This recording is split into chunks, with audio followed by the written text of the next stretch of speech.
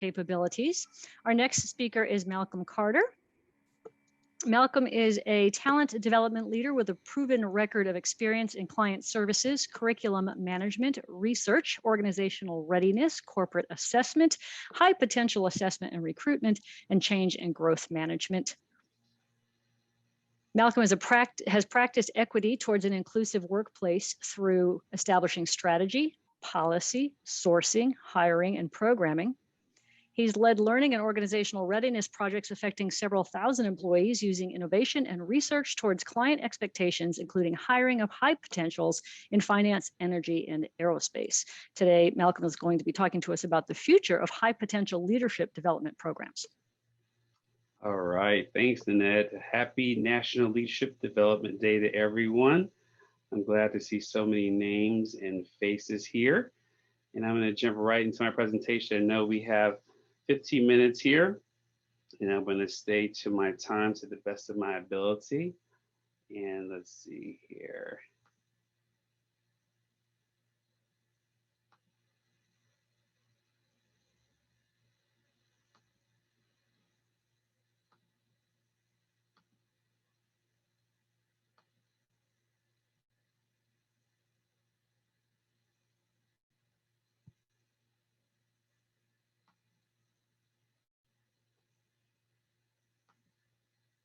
Looks like I'm having a bit of a challenge here with well, I'm going to go ahead and speak anyway, even though for some reason I can't share my presentation, so apologies there. What I was going to do is start off and share a quote with you. It's from someone that I've admired for many years and had the pleasure to see speak after he got out of prison, Nelson Mandela. And the quote is, "A leader is like a shepherd. He stays behind the flock, letting the most nimble go out ahead, whereupon the others follow, not realizing all along they are being directed from behind." In part of leadership development programs, and here what I'm talking about is the future of high potential leadership programs, is the idea of the support that comes behind the individuals through the organization. Ned talked a little bit about my background. Balance is huge for me. I'm a father of two. I have a 20-year-old and a 5-year-old. I also am a black belt candidate for Taekwondo. Fingers crossed I don't get injured by November when I have my tests. But also a big piece to my life is the work that I do in terms of leadership development, working with high potentials, working with organizations to really develop the people that they have. As a researcher, I focused a lot of my research in my PhD program in this space, writing my dissertation on leadership, also dealing with VUCA environments and psychological safety, and really enjoy the work. And since the pandemic has hit, really start to gear a lot of what I'm doing in this space.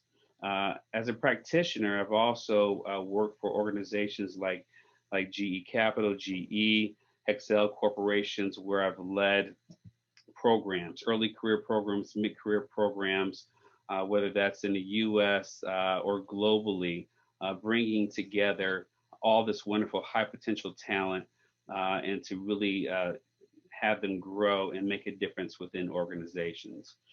And currently I serve as a consultant. I'm vice president of Hemsley Fraser and the Solutions Delivery Group. I also am a solutions architect, which means I do a lot of design for organizations when they have certain needs. And it's important for organizations to look at what the future is and redesign as well. Architecture is quite important to growth. And if you aren't growing, then you're falling a little bit behind, makes you a little bit less competitive in the world. Now I have a what and two hows for everyone. The what are the challenges for organizations today? Many challenges exist, especially today with what's happening with this pandemic. And we'll talk a little bit about how leadership development programs can truly help organizations long-term, knowing that there'll be another huge challenge that will come along the way. My first how do you know if you have the right talent for today and in the future? This how is really critical because sometimes we put people in certain programs when they're not necessarily high potentials, they may be high performers. High performance and high potentials are slightly different. Leadership development programs really should start to look at more of the high potentials, not to forget the high performance. You should have learning programs for these individuals as well. But you need to make sure for leadership development programs that you have the right talent for today and the future. And my second how is how do you know if your program works toward the future? Um, Often we try to have ways to figure out, are we successful? Are we doing what's right? And that's really a difficult thing. Part of what I've done with my research and what I've been able to do with organizations currently is to use a model that combines a few different theories that we've been able to help organizations start off their learning with their programs with very specific metrics and end up in a place where they want to be and have a story told along the way. So that's my what and two hows. I'm going to jump right into my what. So, what are the challenges? The first challenge is VUCA. We have this world we live in, which is volatility, uncertainty, complexity, and ambiguity. Uh, this is the world we live in terms of this COVID-19 pandemic.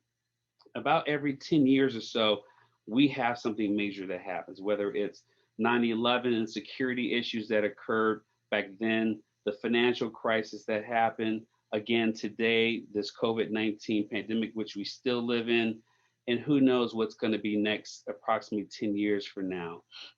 But what we have to do is to ensure that individuals are aware of what the concerns are, what the challenges are within the organization, and not externally facing, but also internally facing for the employees there. When you have leadership development programs, these leaders need to understand how they're going to be prepared and be ready to deal with some of these issues in the future. Psychological safety is a big piece of that. Psychological safety is when one feels inclusion, safe to learn, safe to participate, safe to be able to get involved and not have this threat where they feel like they can't be able to be innovative. They can't do things to really help the organization be creative by using their own voice. Because of this pandemic and we're going remote now and people aren't necessarily face to face as much, even on camera as they would like to be with others in the organization, it's caused a really threat to psychological safety because of this VUCA environment that we live in. What we're going to have to do is really start thinking about how our leaders move forward through learning things, being innovative with their programs to move forward toward the future. I talked about innovation. Innovation really is key in terms of challenging, in terms of how you do your programming.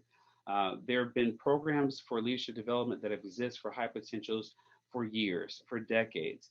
We're getting better and better and better. And soon you're going to have another speaker talk about learning agility, which is a big piece for me in the talent that I bring into organizations or that I recommend for my clients to ensure they're bringing in the right talent, having assessments that really truly hit the heart of the components that are necessary to be a high potential, ensuring that you have people who emotionally are capable of handling difficult situations by having EQ assessments as well. That's a big part of the identity and identifying the people. And this allows them to be able to be competitive with that. The talent that you have today is difficult to keep great talent if you're not staying up with the times like today. For example, we're very fortunate with my organization. We're 100% remote right now. It wasn't that way before the pandemic, but everyone's 100% remote. We're going to remain this way. There's not a need for us that we can foresee right now to be in an office. And I just had to hire a number of people, so we've just doubled the size of our organization within the last 3 months. And hiring for great talent is phenomenal today because a lot of people are really wanting to work from home. They feel like this is something that they've learned from during this pandemic. They've adjusted from the pandemic. And when you're able to work from home and feel like you can still take care of your needs there and be productive at work, there's an advantage there. So you're going to attract some of the best talent when you're able to make whatever adjustments. Some organizations can't do that, manufacturing organizations, for example, but you still have to figure out a way in terms of making that balance to keep the best talents you have. For leadership development, it's really important to be able to focus on how you can be competitive to keep that talent so they don't go over to the competition. So these are the what's in terms of the challenges that exist. Um, how to prepare for the right talent. There are four things that I want to mention in terms of preparing for the right talent. I mentioned one, the identification, critical to be able to bring people into your organization or to identify those who are within your organization to go in programs. Early career programs tend to bring newer people in. Mid-career or later career programs tend to have mostly people who are already within the organization, sometimes reaching out. But again, identifying those individuals. The types of programs are really key in getting the best talent. Are you a program that's regional? Are you international? Are you able to have rotations? Are you able to be functional only? Are you cross-functional? What type of things do you have? A program where you can interact with leaders in the organization. What's the learning like along the way? Third, the duration of programs. Shorter programs tend not to be as effective. Organizations are doing them. I'm finding some have been a year or less, and we're moving more and more away in the future from that model. I'm finding that mostly 2 to 3 year programs tend to have better results. And it really kind of depends on the level of program and the type of organization that you have. But the duration is quite important for talent. Those individuals who want to be in those programs are attracted to the programs that have longer durations for them to learn. And then the size of the programs. Some are huge. When I was at GE, I was part of something called the Accelerated Leadership Program. We had a really massive program that was global and touched most continents and brought these individuals in twice a year to do learning. We were successful in terms of how we were able to break those individuals down and also look at the regional aspects. Sometimes it's better to have it very small. I had a program where each cohort at my previous company, Hexcel Corporation, where in the early career program, we had a rotational program for 3 years. Each group was approximately 15 people, and that was intimate enough to really be able to have connections, really interact well, to have programs and projects that work very well to be successful. So I'm going to move along. I know our time is getting short. Um, the second how that I have is, how do you know if your programs are working? There's a model that I created. It's the reverse return on expectations model that focuses on a combination of Kirkpatrick's 4 levels as well as Brinkerhoff's success case method. And the model that I created really reverses that Kirkpatrick's, but it adds a component in terms of telling the story of how you've been able to be successful. It's really driven internally. It's aligned strategically. It's a true commitment to being agile. It's simple, scalable, adaptable, and it's truly transparent. And this is how it works. It primarily starts off with, before the programs begin, you work with the highest level of the organization. That tends to be either someone who's like a chief HR officer, a CEO sometimes, a COO, but some sort of CXO level.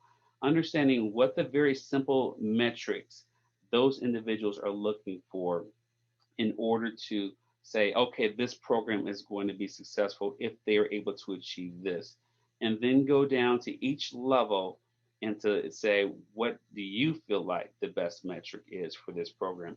And these are stakeholders within the leadership development program. Then the learning takes place, and then you go through the reverse. How did you feel the program went? Was it successful for you? It's answering those questions. And then it keeps going up the ladder in terms of responding to those metrics. And what's the story behind them? Not just the numbers that you share, but what does it mean? And not just taking that story, those numbers, but taking that story with the numbers and sharing them throughout the organization beyond just the stakeholders, beyond just the participants in the program, so others can see that this is a culture of learning, a culture that's impacting, a culture that's making a difference, and why. And then in turn, you understand, okay, now I'm starting to see the value in terms of the investment we're making for these individuals in the organization. I had the model to show you. If anyone wants to reach out, I'll gladly share that model with you. It's been something that's been very successful for us, and thank you for your time. Perfect. Thank you, Malcolm. Andrea, do we have any questions? And thank you for handling your technical glitch there beautifully. Yeah. I don't think I would have done as well. Thank you. I'm sorry, Andrea, go ahead. Yes, we do have questions. We'd like to know, can you tell us the differences between high performance and high potential, and what are the signs that we should be looking for those?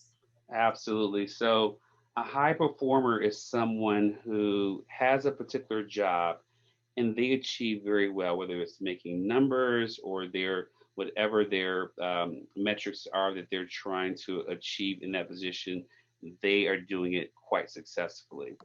A high potential may be just okay in that role. They may be high performers, they may not be, but they have that potential to move up to higher leadership positions and to be successful by taking knowledge that they've obtained in other roles and move up the ladder. Sometimes a high performer is not made to be in a higher level. They are performing well in that specific position, but when you move them up, they struggle. And it's probably because they're not meant to be for that level. They're probably meant to do very well in where they are. I believe Laura is going to talk and help us out a little bit more in this area. But it's really key in order for us to focus on our programs, that if we're doing a true high potential program, that we identify these people. And learning agility is one of the best ways to do that. Wonderful. So what are some of the concerns when you are evaluating leadership development programs? Concerns with evaluating. It's the buy-in from the organization. So oftentimes when I'm brought in and say, hey, we have a leadership development program going on, can you help us with developing it even more, bringing new learning aspects. And sometimes when you have the organization isolate these programs, it's really truly hard to get an evaluation of them. If there's no connection to the goals, the vision of the overall organization, you're going to struggle with understanding how to evaluate that program. So it's really key that those stakeholders who should be leaders and senior leaders of those programs, of the organization, are part of the overall buy-in to the success of the program, and then allowing the evaluation to take place. So it's very holistic versus very narrow. That's going to allow you to have success. Wonderful. Thank you so much, Malcolm. Sure. I have a question, Malcolm. This just occurred to me, so it may not be well formed, but when you invite people into a high potential development program, is there the expectation that there's a place for everyone in higher levels of leadership? And the reason I was asking that is it? Thank you. The reason I was asking that is because I was listening to an interview with Jeffrey Immelt the other day, the former CEO of GE. And he said, I almost didn't get the job and I was going to quit if I didn't. And I thought, oh, that's interesting. So is it like self-selection as you get higher up? Or, I mean, is there an expectation that everybody has a spot? And we have 2 minutes left, FYI. So Jeff Immelt was my CEO when I was at GE, and he was part of a leadership development program, and he's the second generation, if I'm not mistaken, at GE. Um, the selection of the program doesn't necessarily mean that you can't go high up in the organization. For example, I forget his successor. His successor actually interviewed and applied for one of the leadership programs at GE and didn't make it, and had to kind of earn his way, and eventually became the CEO, the chairman and CEO of GE. Wow. So sometimes, you when you go through these programs, you're identifying, you hope, the best and the brightest that are there. It doesn't mean you have late bloomers who can come along and figure it out. There are aspects that you'll have in competencies within learning agility, for example, that people can hone in on and focus on, maybe separate from programming, in their own learning, and be able to figure out things in terms of, okay, now I know these specific competencies. I'm understanding now how to relate what I've done in my past towards something different in the future, but still relatable enough to be successful. And then you have people who have success at that point. I thought you were going the culture route, because people wonder how are people accepted culturally when they're not part of the program. GE has done it better than anybody that I've seen.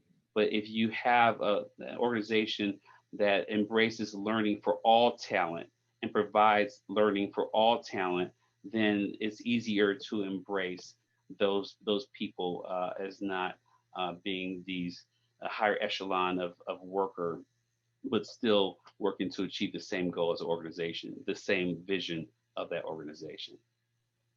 Very good. Thank you. For one more, Andrea? Yes, and I have Rochelle's question to Malcolm.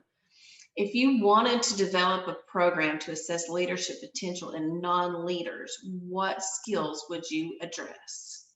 Thank you. I was typing my heart out here, so now I get a chance to actually. So thank you.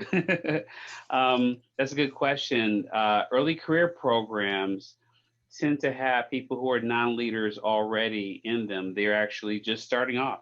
So typically what I do is I go through that same assessment process. So if it's something like a learning agility assessment, it's still very much so can work for those people who aren't currently leaders, who may have that potential to find out. So I've done it both ways. I've done it with those that have been identified as high potentials because they're already in programs, and I feel like there's a need to go in and still assess them so they know where they are. But also for those who we're not sure of, taking that learning agility assessment, and then also looking at, again, having that EQ assessment there too, is really critical for understanding, where they are in terms of emotional abilities. So yeah, I would handle it kind of the same way, or I do. Excellent. Thank you, Malcolm. Sure. It is almost the top of the hour, so I want to extend a huge thank you to all of our speakers, Laura, Malcolm, Margie, Scott, Pam. They all gave of their time today and their talents in a celebration of National Leadership Development Day. So I thank all of our speakers for being here. I thank Andrea, who's on the training doctor team, for assisting us for the last few months to get this day off the ground. As a reminder to everybody who is in attendance, you will get an email on Monday giving you all the speakers' contact information. So if you want to continue the conversation with them, if we weren't able to get to your question, you can do so. Likewise, the speakers are going to be able to get your info and provide you with resources. And that is it. So I thank you all, having a wonderful day, and thanks for attending National Leadership Development Day. We hope to see you again next year. Bye, everyone. Bye. Thank you. Bye.